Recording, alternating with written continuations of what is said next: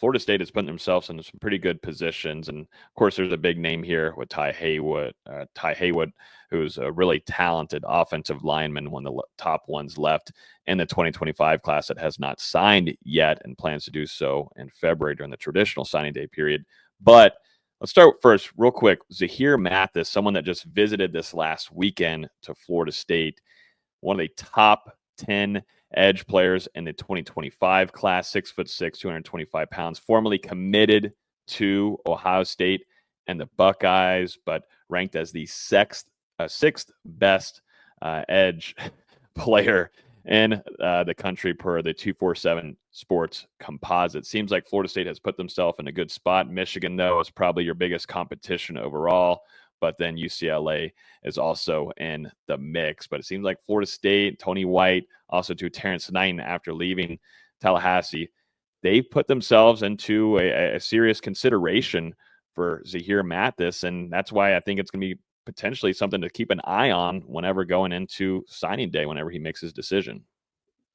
Yeah, they're taking their shot. You know, he was in Tallahassee for his official visit last weekend. Sounds like everything went well with the trip, but Florida State, you know, obviously going to have to hold off, like you said, Michigan, who is set to host him later this month, and also UCLA. It sounds like he's going to be there for an official visit this weekend. And Maryland could be an outside contender as well. But I mean, Florida State firmly in this fight. I think they did everything they could do to set the tone with that first official visit. And, you know, obviously when it's coming down to these big time recruits, you know, NIL and things of that nature are going to be a factor as well. But Florida State has proved that they can be competitive in the market, you know, with how they're able to hold on to Kevin Wynn, like I was saying earlier, flipping Chroma. They've proved that they're willing to spend when they need to. And, you know, we'll see what they're able to do in this recruitment the next couple of weeks, because like you said, he's going to sign during National Signing Day in February. And then for Ty Haywood, a 5-star offensive lineman, ranked as the number 4 overall tackle and the 247 Sports Composite.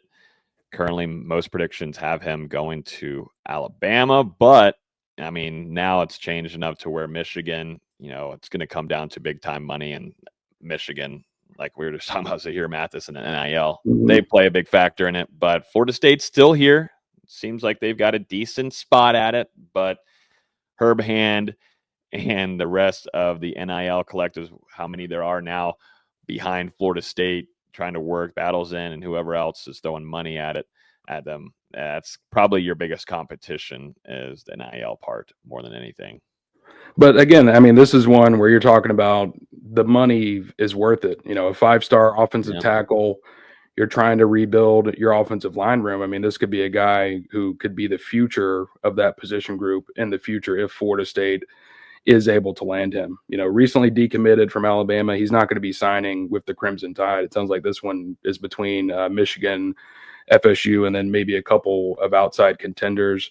I think the big thing is Florida State had him in for his official visit last summer. You know, so he's not able to take another official visit to Tallahassee.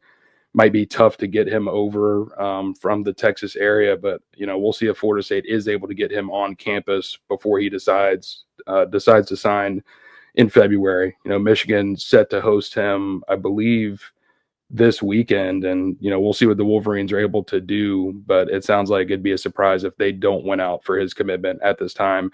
But if Florida State is able to get him on campus, you know, they've already done an in-person meeting. Mike Norvell, I think Herb Hand went out there as well to meet him in Texas and speak with him. We'll see what Florida State's able to do. You know, I don't think you can ever count them out considering what we've seen over the last couple of weeks. Yep, got some big competition there. And to me, Florida State, if, like you said, I would allocate a lot of money to the offensive line. A lot of it, please. And I think they've learned their lesson after the last couple of years of having to put a lot of money towards areas that I don't think you necessarily needed to. Learn now, and now utilize that money in a smart way. But while doing that, I'll take another defensive tackle too while we're at it. Why not?